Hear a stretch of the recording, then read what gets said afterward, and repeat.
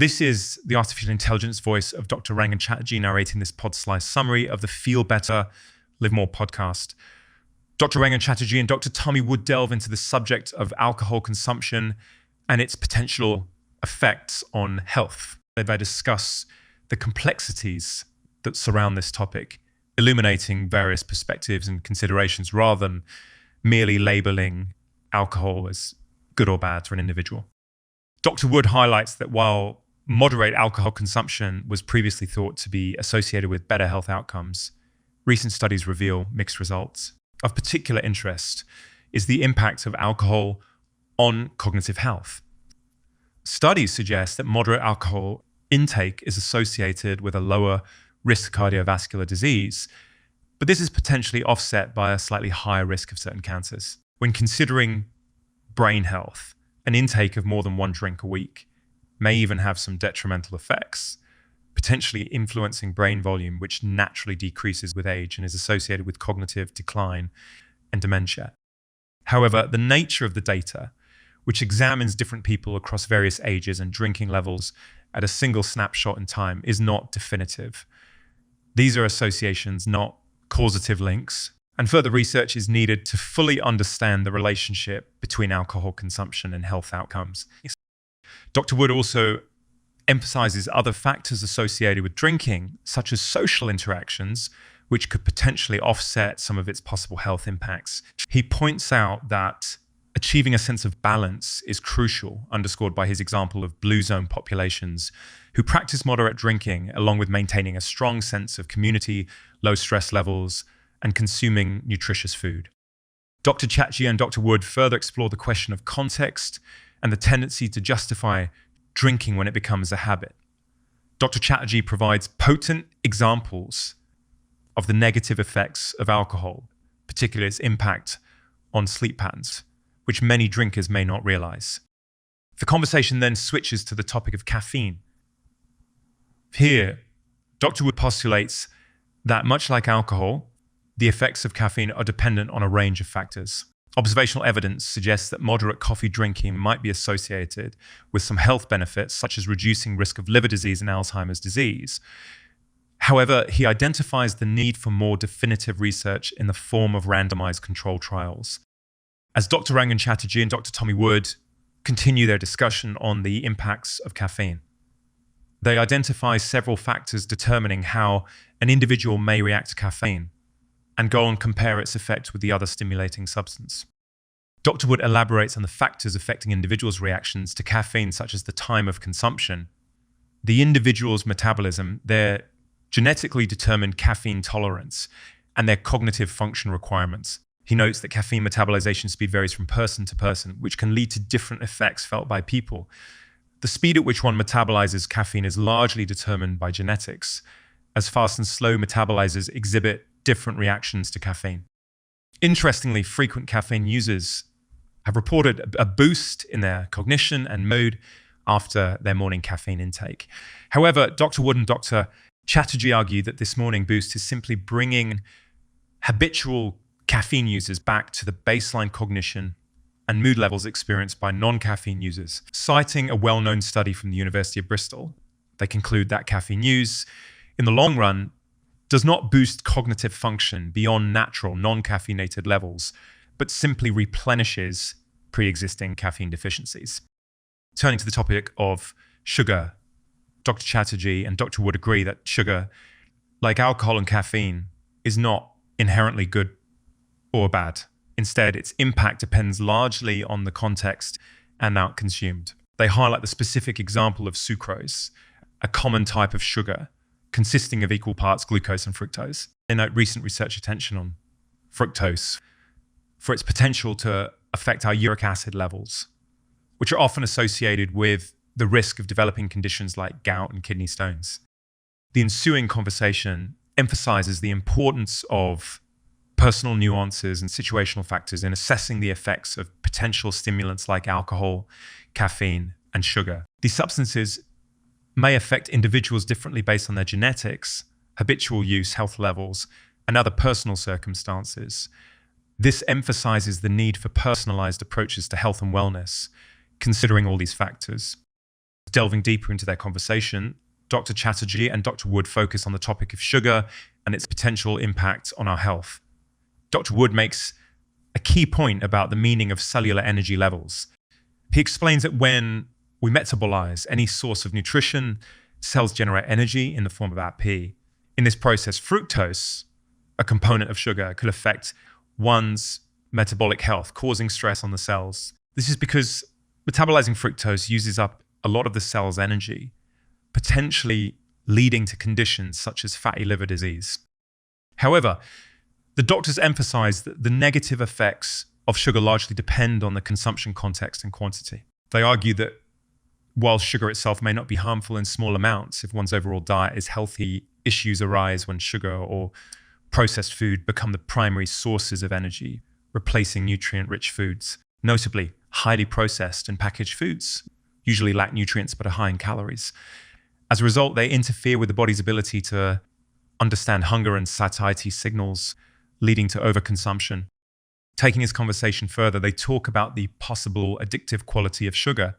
While there are debates in the scientific community about whether sugar's impact on reward centers in the brain can be classified as genuine addiction, the concern is clear. They go on to discuss how refined and processed foods, devoid of their natural, nutrient-dense context, can have harmful effects on the body.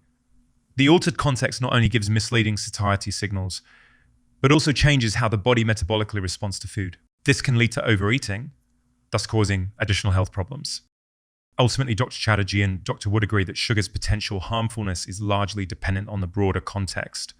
If a person maintains a healthy, nutrient-rich diet and balanced lifestyle, occasional sugar consumption may not necessarily be detrimental. However, considering the current state of most adults' metabolic health, the emphasis still remains on reducing the intake of refined sugars and processed foods while focusing more on whole, nutrient-dense foods. In this section, Dr. Tommy Wood and Dr. Rangan Chatterjee delve into the discussion on the impact of blood sugar levels on health. Dr. Wood suggests that better blood sugar control is crucial for better health outcomes, dispelling the misconception that blood sugar spikes necessarily lead to diseases. These spikes do play a role in health issues like prediabetes or type 2 diabetes. However, the occasional spike due to carbohydrate consumption may not significantly affect a healthy and active person, emphasizing the importance of the consumption context. An intriguing point they discuss is the unpredictable nature of foods spiking blood sugar levels. Two individuals may eat the same food, yet have different blood sugar responses. A further complication is that the same person might also produce different responses to the same meal on different occasions. Various factors like sleep, meal cycle, genetics, and recent exercise activities are considered to influence these varying responses. The conversation brings the concept of continuous glucose monitors, or CGMs, into focus. While they could be beneficial in certain cases, they may also cause stress and anxiety in some people, since the anticipation of a blood sugar spike could indeed result in a larger spike. This is owing to the interplay of psychology with biology, emphasizing that just like every other biological process, the body's response to food isn't the same from day to day due to various influencing factors, be it stress levels, sleep patterns, or the diet itself. While blood sugar management is critical, the methods to navigate it can be tricky. The doctors concur on the importance of dietary modifications towards less processed foods and more vegetables. Instead of obsessing over specific metrics like blood sugar, the overall diet structure change could be more beneficial and less stressful. Nevertheless, if utilized correctly, tools like CGMs could provide insights that prompt significant dietary. This conversation takes a turn towards the topic of protein intake in diets. Contention exists in the ideas about optimal protein intake for a balanced muscle mass that supports healthy aging. Dr. Wood reveals that, in his opinion, people usually undereat protein, and this trend increases as people age. Dr. Tommy Wood affirms the importance of protein intake, particularly as people age. People often underestimate how much protein they need. As hunger decreases with age, dietary protein often dips too, leading to physiological deficits affecting gut and cognitive function and muscle strength. There have even been studies involving incredibly high protein consumptions, which have apparently shown little to no negative health impacts, further supporting Dr. Wood's argument for the importance of protein. When evaluated against prevailing concerns about the potential burden these diets could place on kidney function, Dr. Wood reassures that for those with normal kidney function, high levels of protein intake should not prove problematic. The oft-discussed renal stress is a standard task performed by the kidneys, and complications are likely only in pre-existing kidney conditions. Discussing the discrepancies in expert advice about protein intake, Dr. Chatterjee puts forth his clinical perspective. He's found that protein-rich diets contribute to feeling fuller and thus eating less, particularly for those struggling in modern food environments that tend to promote overeating. As for the specifics of protein consumption, Dr. Wood suggests a general intake of around 1.2 to 1.5 grams per kilo appears beneficial, particularly from strength perspectives. Prioritizing protein content in each meal through portioning 20 to 40 grams of protein can go a long way in maintaining muscle mass and overall health.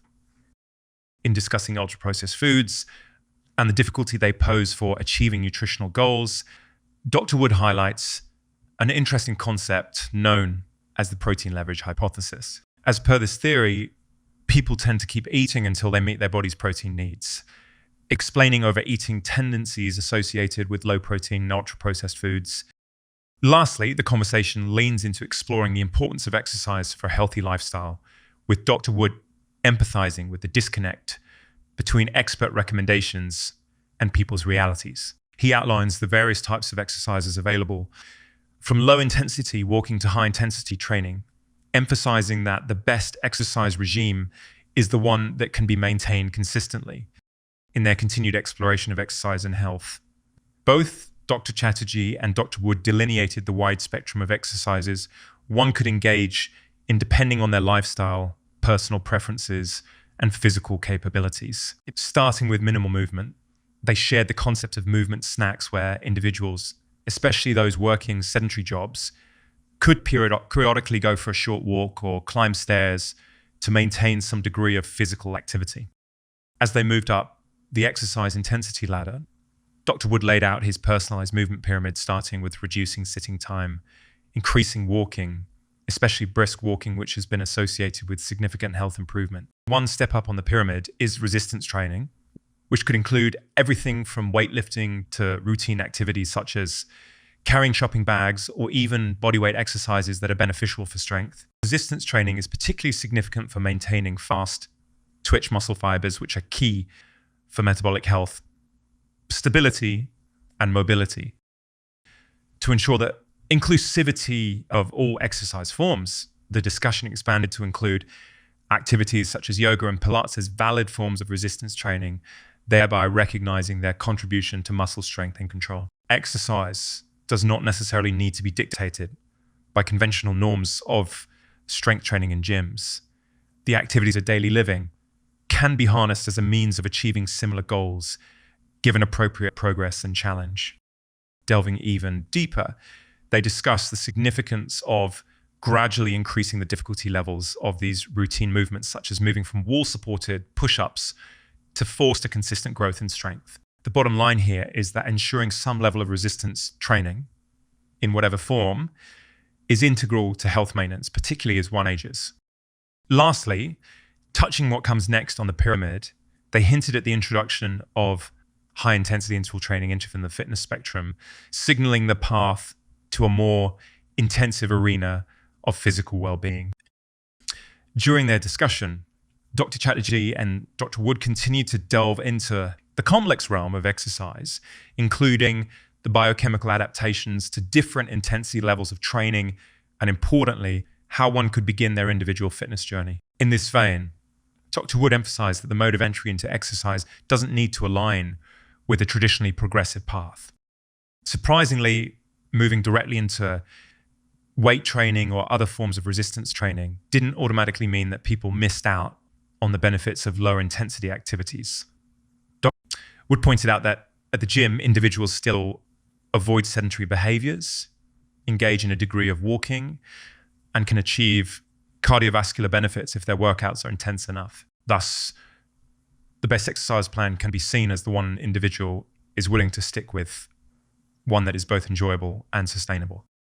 Dr. Chatterjee also brought up a highly practical point, reminding listeners that exercise can also serve as a stressor for the body. It is important to take into account the physical and psychological toll of intense exercise, especially for individuals whose lives are already filled with high stress elements.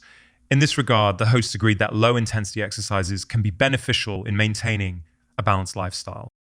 In a more detailed discussion, Dr. Wood illustrated that from population level studies, it wasn't more muscle that proved beneficial, but avoiding low muscle mass. Having a higher amount of muscle does not necessarily give additional benefits unless that muscle was functional, i.e. contributing to strength and movement. This is due to the fact that muscle mass gained through sedentary living or overeating without an increase in strength correlates to poorer health markers. Therefore, the important aspect is that any gained muscle be proportional to strength, emphasizing the overall function of the body. The difference between gaining muscle mass as a result of resistance training and gaining muscle mass as a result of simply gaining more mass. Essentially, the body needs functional muscle for overall health, cognitive function, and lower mortality risk. Muscle gain through just gaining total mass potentially indicates poor metabolic health, high blood pressure, and poor blood sugar control. The conversation thus revolved back to the importance of resistance or strength training and achieving and maintaining healthy muscles while stressing the value of regular, sustainable, and enjoyable movement, wholly encompassing the realm of muscle functionality, strength training, and overall well-being. Dr. Rangan Chatterjee and Dr. Tommy Wood delve deeper into the critical yet frequently overlooked factor that is muscle functionality. Similarly, Dr. Wood underscores that although we naturally correlate a higher muscle mass with improved health, it is not necessarily the quantity of the muscles, but the quality that truly matters. He clarifies that it is more detrimental to have low muscle mass than beneficial to possess an exceedingly high muscle mass. This thought-provoking insight is mainly based on population-level studies, strongly emphasizing the salient role of muscle strength and functionality, tying this to the broader theme of a balanced lifestyle. They agree that the mere acquisition of muscle mass should always be proportionate to muscle strength, which collectively ensures efficient body functionality. Building on this, they differentiate between gaining muscle mass as a result of resistance training and gaining muscle simply through weight gain. Crucially, it was established that muscle gain through the latter intimates poor metabolic health, elevated blood pressure, and compromised blood sugar control. It was hence concluded that for better health, cognitive performance, and a reduced mortality risk, the body indeed requires functional muscles rather than simply more muscles. Approaching supplementation, Dr. Wood voices his support for creatine, treating it as beneficial for various systems and organs within the body, from offering improvements in bone strength and cognitive performance to aiding in major depressive disorder treatments. Creatine is a favored supplement for most people. Not only does it help balance nutrient requirements in the body, but it essentially functions as a short-term energy buffer, thereby enhancing physical performance. Reinforcing the need for due diligence, they discuss the importance of third-party testing for supplement purity. This conversation underscores the requirement for high-quality certified supplements to ensure safe and beneficial consumption, adding another layer of insight to the intricate relationship between physical activity, diet, total body functionality, and overall lifestyle balance. Diving into the often complicated relationship between nutrition and overall health, Dr. Rangan Chatterjee and Dr. Tommy Wood take a stunning look at the potential detriment to public health caused by today's nutritionally challenging environment. Dr. Wood discusses aggressively the barriers the common individual faces in striving to achieve the ideal nutritionally balanced diet, highlighting the persistent issues surrounding the lack of access to high-quality dietary components.